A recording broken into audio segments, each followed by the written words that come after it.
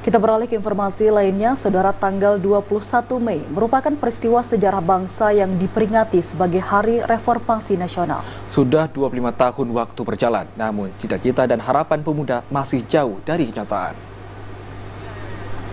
Reformasi menandai tumbangnya kekuasaan Orde Baru Soeharto yang menjabat sebagai presiden selama 32 tahun.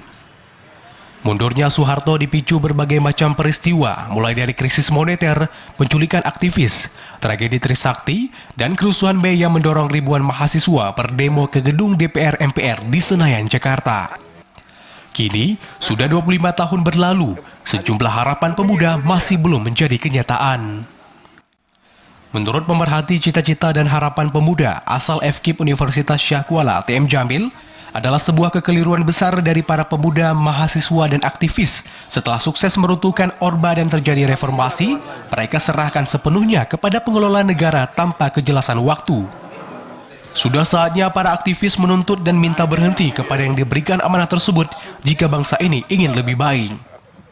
Ini tanggal 21 Mei itu merupakan hari ulang tahun masa reformasi.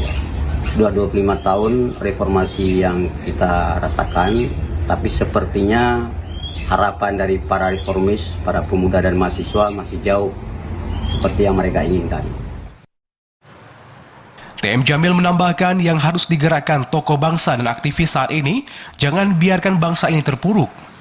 Wajib bagi para pemuda, mahasiswa, dan aktivis untuk turun tangan dan jangan lepas tangan. Dari Banda Aceh, Fajariana, TVRI melaporkan.